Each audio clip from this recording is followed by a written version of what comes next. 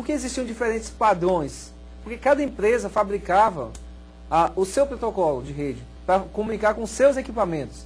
Então, você ou adotava uma solução única de um fornecedor com seus equipamentos para conseguir então trocar informações, porque se você comprasse computadores e equipamentos de um fornecedor A, e depois computadores e equipamentos de um fornecedor B, e tentasse fazer a comunicação entre esses dois fabricantes, não conseguiria.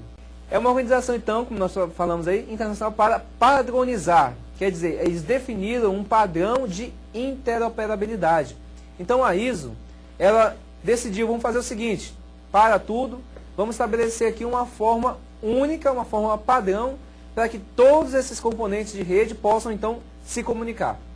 Então, foi aí que essa ISO ela entrou.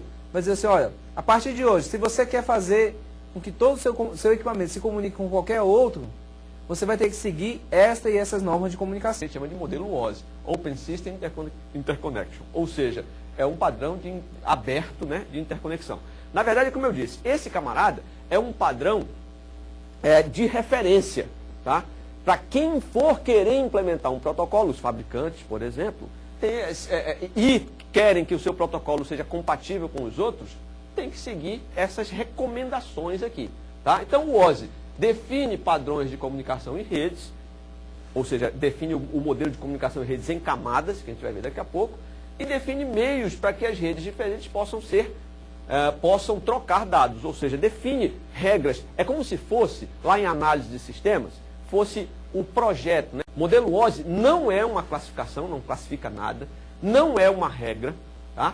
E muito menos, na verdade, muito menos não é uma regra, e sim é um modelo para descrição de redes. Portanto, é um modelo de referência para dizer assim, todas as redes que são compatíveis, que precisam ser compatíveis com outras, têm que ter sido ou precisarão ser, né, implementadas seguindo este modelo aqui, o modelo OSI. Perfeito? Agora, ainda em relação à rede, o que é que seria um host ou um nó? Quer dizer, a gente vai começar a falar aqui de host, de nó ou nodo, né, como normalmente a gente encontra na literatura. O que é? É um equipamento com poder de processamento na rede. O que é que a gente diz aqui? Um protocolo é um padrão que possibilita a comunicação entre os nós. Beleza? Ou seja, é um padrão, é uma regra, é uma sequência de eventos que precisam acontecer para que o nó A possa se comunicar com o nó B e vice-versa. Perfeito? E a linguagem utilizada pelos hosts para trocar dados é normalmente denominada de protocolo de comunicação.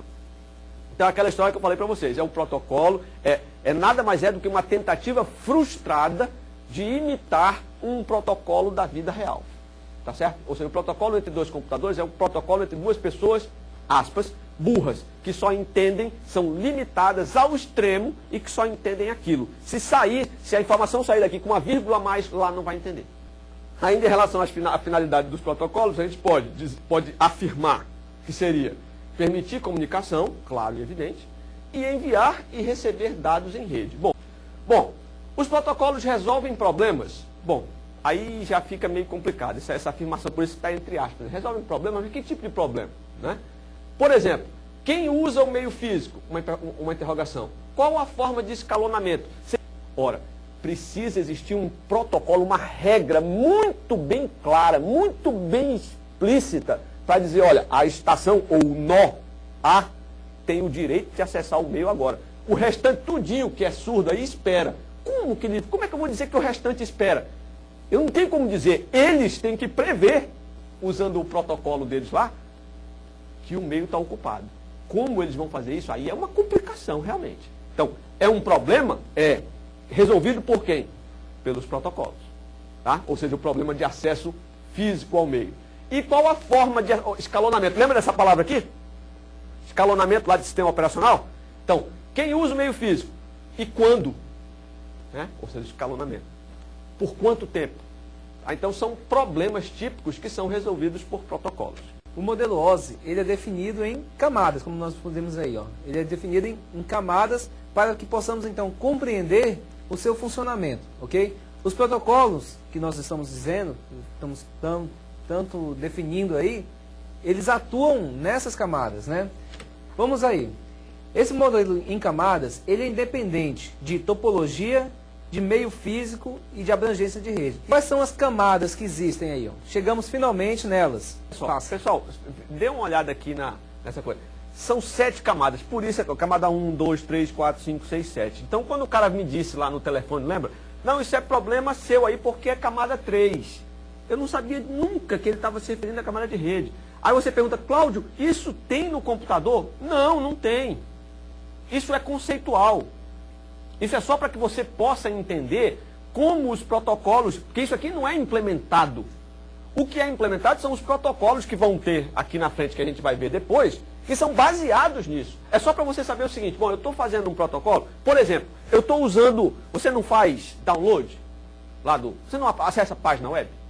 Se você acessa a página web, você com certeza está usando um protocolo da camada de aplicação. Por quê? Porque você é o usuário e a camada de aplicação provê esta interação, provê protocolos que interajam com a aplicação do usuário. Então você está trabalhando aqui. Existe isso lá no seu computador? Não.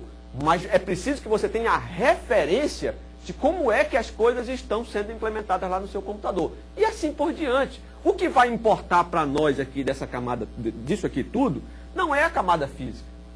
Nós de computação não mexemos com isso aqui. Isso aqui é a parte lá de sinalização e tudo mais, que a gente vai ver daqui a pouco com um pouquinho, né, o conceito de cada uma delas. Mas isso aqui não importa para nós, isso é lá para o engenheiro. Né? Para nós importa, possivelmente, da camada de rede para cima. E alguns ainda trabalham, alguns de nós ainda de computação ainda trabalham com a camada de enlace, que é a camada que define protocolos para acesso ao meio. Aquele exemplo que eu dei ainda agora sobre uma rede sem fio, né? Todo mundo surdo, mudo e tal. Então os protocolos de acesso ao meio físico, então, camada física. Quando a informação chega aqui, já vai para o meio físico. Agora, para acessar isto aqui, precisa ter protocolos aqui que permitam acessar, ou que definam regras para acessar isso aqui, a camada física. Assim e assim por diante. Cada uma tem a sua função. Mas volto a dizer, não é implementação. Isso é só uma referência. Perfeito, professor? Muito obrigado pelo parênteses. Fecha parênteses e continua o professor Evandro. Agora, na hora. Bom, mas aí você se pergunta, né? Por que 7 camadas? Bom, a questão é simples. Primeiro, por gerenciabilidade. Quer dizer, fica muito mais simples você gerenciar essas funções, né, separadas. Porque se eu começar a pôr numa camada várias funções, agregar essa camada várias funções, é muito mais difícil de eu gerenciar o trabalho de cada uma delas. E o outro é o desempenho. Porque se eu diminuo o número de funções de cada camada, ele vai ter, logicamente, um melhor desempenho, vai processar mais rápido as informações, o que ele precisa ser feito. Vantagens disso: decomposição em partes menores e mais simples. Como eu falei, se você tem uma camada com menos funções, vai simplificar e vai agilizar muito mais o trabalho dela. Padronização dos componentes de rede é uma outra vantagem, né? Possibilita também a comunicação entre diferentes tipos de hardware e software, porque nem todos vão precisar chegar até a última camada. Também pela facilidade de manutenção, né? Ele oferece uma maior facilidade de manutenção porque você tem menos camadas com menos complexas, né? E menos complexas. E também fácil aprendizado, que é o que nós esperamos, né, Cláudio? Que seja, professor, fácil entendimento. Eu queria focar aqui que de todas essas vantagens, a mais importante é essa de fácil aprendizado. Sabe por quê, professor? Porque fácil manutenção, possibilidade de comunicação, isso aqui dá a ideia para a gente de que isto vai tornar fácil a vida do programador. Não é verdade. Porque, na verdade, quando você vai implementar esse camarada, como eu disse, é só referência. Não tem, olha, vou implementar meu protocolo. Então, até aqui é enlace, aí daqui para cá é rede. É tudo junto. É um código. É tudo junto. Só o que vai facilitar essas vantagens aqui diz respeito à facilidade de manutenção do padrão. Tá? Do padrão. Porque aí você define, aí fica bem claro a necessidade de padronização, porque você diz assim, ó, em que camada funciona um modem? Por exemplo, um modem de acesso qualquer.